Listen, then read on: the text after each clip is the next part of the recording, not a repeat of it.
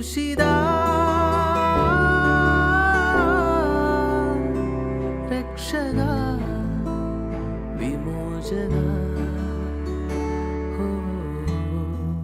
എൻ്റെ മകനെ, നീ കർത്തൃ ശുശ്രൂഷയ്ക്ക് ഒരുമ്പെടുന്നെങ്കിൽ പ്രലോഭനങ്ങളെ നേരിടാൻ ഒരുങ്ങിയിരിക്കുവിൻ. കണ്ടോ, നീ കർത്താവിനെ ശുശ്രൂഷിക്കണമെന്ന് ആഗ്രഹിച്ചാൽ കർത്താവ് നിനക്ക് തരുന്ന എന്നാണെന്നറിയോ? പ്രലോഭനങ്ങൾ തരും. നിനക്ക് കർത്താവിനോട് ചേർന്ന് വിശുദ്ധ ജീവിതം നയിക്കണോ? ഇതാണ് നിന്റെ ആഗ്രഹം. കർത്താവ് നിന്നെ എങ്ങനെയാണ് വിശുദ്ധ ജീവിതത്തിൽ വിശുദ്ധിയിൽ വളർത്തുന്നത്? പ്രലോഭനങ്ങൾ അനുവദിച്ചുകൊണ്ടാണ്. ഹല്ലേലൂയ. നിങ്ങളൊന്ന് ആലോചിച്ചേക്ക്, പ്രലോഭനങ്ങൾ ഇല്ലാതെ എനിക്ക് എങ്ങനെ എൻ്റെ വിശുദ്ധ ജീവിതത്തിൽ വളർന്നു എന്ന് എനിക്ക് മനസ്സിലാക്കാൻ പറ്റും? അല്ലെങ്കിൽ ഞാൻ വിശുദ്ധിയിൽ വളരാൻ ആഗ്രഹിക്കുമ്പോൾ എൻ്റെ ആത്മാവിൻ്റെ ആഗ്രഹം അറിയുന്ന കർത്താവ് എൻ്റെ ജീവിതത്തിൽ പ്രലോഭനങ്ങൾ തരും. എന്തിനാന്ന് വെച്ചാൽ എന്നെ വിശുദ്ധിയിൽ വളർത്താൻ വേണ്ടി. അതാണ് എൻ്റെ ആഗ്രഹം. ഇപ്പൊ പ്രലോഭനങ്ങൾ ഇല്ല എന്ന് നമ്മൾ ഒരിക്കലും പറയരുത്. പ്രലോഭനങ്ങൾ വേണ്ട എന്ന് പറയരുത്. പ്രലോഭനങ്ങൾ ദൈവം അനുവദിക്കുന്നതാണ്. പ്രലോഭകനെ പ്രലോഭിപ്പിക്കാൻ ദൈവം അനുവദിക്കുന്നതാണ്. എന്തിനാണെന്ന് ചോദിച്ചാൽ, എനിക്ക് വിശുദ്ധിയിൽ വളരണമെന്ന എൻ്റെ ആഗ്രഹത്തെ മാനിക്കുന്ന കർത്താവ് എൻ്റെ ജീവിതത്തിൽ പ്രലോഭനങ്ങൾ തന്ന് ഓരോ പടി ആ പ്രലോഭനത്തിൽ അതിജീവിക്കുമ്പോൾ എൻ്റെ വിശുദ്ധിയിൽ ഓരോ പടി ഞാൻ വളരാൻ തുടങ്ങും. ഈ പ്രലോഭനങ്ങൾ വരുന്നില്ല എങ്കിൽ എനിക്ക് വിശുദ്ധിയിൽ വളരാൻ പറ്റുകയില്ല. പ്രലോഭനങ്ങളെ ഓർത്ത് ദൈവത്തിന് നന്ദി പറയണം. ശക്തമായ പ്രലോഭനങ്ങൾ ഉണ്ടാകുമ്പോൾ നീ മനസ്സിലാക്കിക്കൊള്ളണം, നിന്നെ കർത്താവ് പെട്ടെന്ന് വിശുദ്ധിയിൽ കൈക്ക് പിടിച്ചുയർത്താൻ ആഗ്രഹിക്കുന്നുണ്ട്. കുറെ സ്റ്റെപ്പ് ഇടയ്ക്ക് കട്ട് ചെയ്തോളും. ചെറിയ ചെറിയ പ്രലോഭനങ്ങളൊന്നുമല്ല, സ്ട്രോങ് പ്രലോഭനങ്ങളാണ് ഉണ്ടാകുന്നത് നിന്റെ ജീവിതത്തിൽ. അങ്ങനെയെങ്കിൽ നിന്നെ വിശുദ്ധിയിൽ പെട്ടെന്ന് കൈക്ക് പിടിച്ചുയർത്താൻ കർത്താവ് ആഗ്രഹിക്കുന്നുണ്ട്. അങ്ങനെ ദൈവരാജ്യത്തിന്റെ ശുശ്രൂഷകരും ശുശ്രൂഷകയുമാക്കി മാറ്റാൻ ദൈവം ആഗ്രഹിക്കുന്നുണ്ട്. വചനം പറയാണ്, കർത്തൃ ശുശ്രൂഷയ്ക്ക് ഒരുമ്പെടുന്നെങ്കിൽ പ്രലോഭനങ്ങളെ അതിജീവിക്കുവാൻ ഒരുങ്ങി ഇരിക്കുക. ഹല്ലേലൂയാ. ശ്രമമെടുത്ത് പറഞ്ഞേ ഹല്ലേലൂയാ, ഹല്ലേലൂയാ. അപ്പോ കർത്തൃ ശുശ്രൂഷ ചെയ്യാന്നുള്ളത് അത് നമ്മുടെ ചുമ്മാ ഒരു ആഗ്രഹമായിട്ട് മാത്രം മാറരുത്. അല്ലെങ്കിൽ ആരെങ്കിലൊക്കെ പറഞ്ഞതുകൊണ്ട് നമ്മൾ കർത്തൃ ശുശ്രൂഷ ചെയ്യുന്നല്ല. കർത്തൃ ശുശ്രൂഷ ചെയ്യുന്നത് എൻ്റെ കർത്താവിനോടുള്ള സ്നേഹത്തിൽ നിന്നുകൊണ്ടാണ്. ഞാൻ എന്തുകൊണ്ടാണ് ദൈവരാജ്യത്തിന് വേണ്ടി നിൽക്കുന്നത്? ഞാൻ എന്തുകൊണ്ടാണ് കർത്താവിന് വേണ്ടി ഈ 3-4 മണിക്കൂർ നിന്ന് ചങ്കു പൊട്ടുന്ന രീതിയിൽ പറഞ്ഞുകൊണ്ടിരിക്കുന്നത്? ഹല്ലേലൂയാ. നമ്മൾ എന്തിനാണ് ഈ മുട്ടുമേൽ നിന്ന് കരുണക്കൊന്ത ചെല്ലുകയും സഹനമെടുത്ത് പ്രാർത്ഥിക്കുകയും ദൈവരാജ്യത്തിന്റെ ശുശ്രൂഷകളിൽ വ്യാപരിക്കുകയും കർത്താവിന് വേണ്ടി നമ്മൾ നിലനിൽക്കാൻ തീരുമാനമെടുക്കുകയും നമ്മുടെ ആരോഗ്യവും നമ്മുടെ സമ്പത്തും നമ്മുടെ കഴിവും എല്ലാം ദൈവരാജ്യത്തിന്റെ കർത്തൃ ശുശ്രൂഷയ്ക്ക് വേണ്ടി ചെലവഴിക്കുന്നത് എന്തിനാണെന്ന് വെച്ചാൽ ഒറ്റ ഉത്തരവുള്ളൂ, എൻ്റെ ആത്മാവിൽ എൻ്റെ ദൈവം എന്നെ സ്നേഹിച്ചതിന്റെ പേരിൽ അവൻ കൊടുത്ത വില എന്താണെന്ന് ഞാൻ തിരിച്ചറിഞ്ഞു കഴിയുമ്പോൾ എനിക്ക് പിന്നെ വെറുതെ ഇരിക്കാൻ പറ്റില്ല. ആ സ്നേഹത്തിന് എങ്ങനെയെങ്കിലും പ്രത്യുത്തരം കൊടുക്കണം. എന്നെ സ്നേഹിച്ച എൻ്റെ കർത്താവിന് പ്രത്യുത്തരമായിട്ട് എൻ്റെ ജീവിതം കൊടുക്കണം. ഈ ഒരു ആലോചന നമ്മുടെ ആത്മാവിൽ കിടന്നടിക്കാൻ തുടങ്ങും. എനിക്ക് വെറുതെ ഇരിക്കാൻ പറ്റില്ല പിന്നെ. കാരണം എൻ്റെ കർത്താവ് എന്നെ സ്നേഹിച്ചത് അവൻ്റെ ചങ്കിൽ അവസാനത്തുള്ളി രക്തവും നൽകിക്കൊണ്ടാണ്. അങ്ങനെ അവൻ എന്നെ സ്നേഹിച്ച് എന്നെ അവന്റെ സ്വന്തമാക്കി മാറ്റിയെങ്കിൽ ആ സ്നേഹം അനുഭവിച്ച് എനിക്ക് വെറുതെ ഇരിക്കാൻ പറ്റും? അവന് വേണ്ടി എന്തെങ്കിലും ചെയ്യണ്ടേ? എന്നെ സ്നേഹിക്കുകയും എനിക്ക് വേണ്ടി കാൽവരി കുരിശിൽ ഇല്ലാതാകുകയും ചെയ്ത എൻ്റെ കർത്താവിന് വേണ്ടി എന്തെങ്കിലും ചെയ്തിട്ട് വേണ്ടേ എൻ്റെ ഈ ജീവിതം അവസാനിപ്പിക്കാൻ എന്നുള്ള ആലോചന ഒരാത്മാവിൽ കടന്നടിക്കാൻ തുടങ്ങും ഈ സ്നേഹം അറിയുമ്പോൾ. പെരുന്നാളുകൾ പലത് ആഘോഷിച്ചിട്ടും നമ്മുടെ സ്ഥായിയായ ഒരു ദൈവസ്നേഹത്തിന്റെ അനുഭവം നമുക്ക് കിട്ടിയിട്ടില്ലെങ്കിൽ കർത്താവിന്റെ സ്നേഹം കാൽവരി കുരിശിൽ പിതാവായ ദൈവം പുത്രനിലൂടെ വെളിപ്പെടുത്തിയ ആ പരിശുദ്ധമായ സ്നേഹം ഞാൻ ഇന്നും യഥാർത്ഥത്തിൽ അനുഭവിച്ചിട്ടില്ല എന്നുള്ളതാണ്. ആത്യന്തികമായി ഈ സ്നേഹത്തിലേക്ക് പ്രവേശിക്കുക എന്നുള്ളതാണ് കർത്താവ് ആഗ്രഹിക്കുന്നത്. ഈ സ്നേഹം അറിഞ്ഞാൽ നമ്മൾ ആരോട് പറയണ്ട, ഉപദേശിക്കണ്ട. കർത്താവിന്റെ സ്നേഹം അറിഞ്ഞ് ഒരുവനെ പുറകെ നടക്കണ്ടടാ, നീ പാപം ചെയ്യലേടാ, നീ വ്യഭിചാരം ചെയ്യലേടാ, നീ മ്ലേച്ഛത കാണലേടാ എന്ന് പുറകെ നടക്കേണ്ട ആവശ്യമില്ല. ആ സ്നേഹം അറിഞ്ഞവൻ അറിയാം. ആ സ്നേഹത്തിനുള്ള പ്രത്യുത്തരം കൊടുക്കാൻ തുടങ്ങുമ്പോൾ അവൻ അവന്റെ ജീവിതത്തെ സ്വയം വിശുദ്ധീകരിക്കും. എടാ നീ മദ്യപിക്കണ്ടടാ, പുകവലിക്കണ്ടടാ, കഞ്ചാവ് എടുക്കണ്ടെന്നൊന്നും പുറകെ നടക്കണ്ട.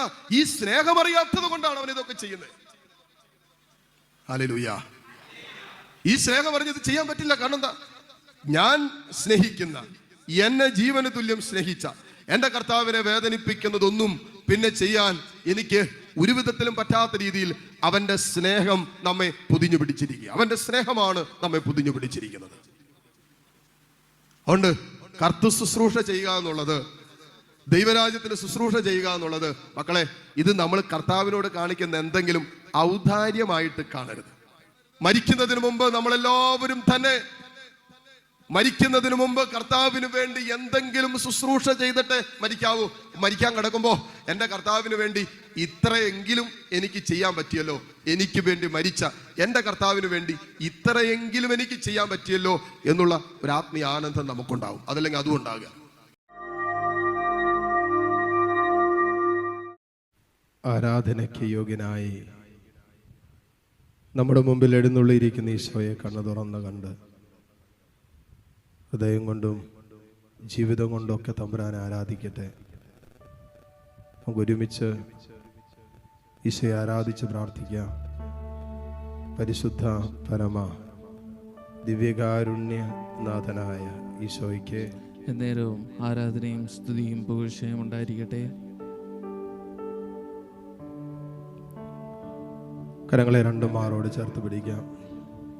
കണ്ണു തുറന്ന് നോക്കാം. എൻ്റെ ആത്മാവേ, നീ എന്തിന് വിഷാദിക്കുന്നു?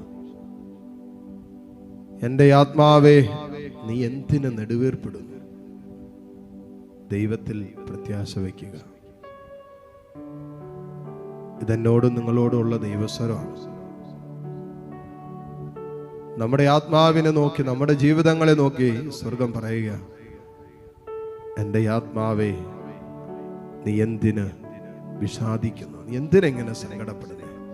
നീ എന്തിനെങ്ങനെ നിരാശപ്പെടുന്നു? നീ എന്തിനെത്ര ആകുലപ്പെടുന്നത്? നീ എന്തിനെത്ര ഭയപ്പെടുന്നത്? നീ എന്തിനെത്ര ഭാരപ്പെടുന്നത്? നീ എന്തിന് നെടുവീർപ്പെടുന്നു? നിന്റെ മനസ്സിന്റെ സ്വസ്ഥത, സമാധാനമൊക്കെ പോയോ?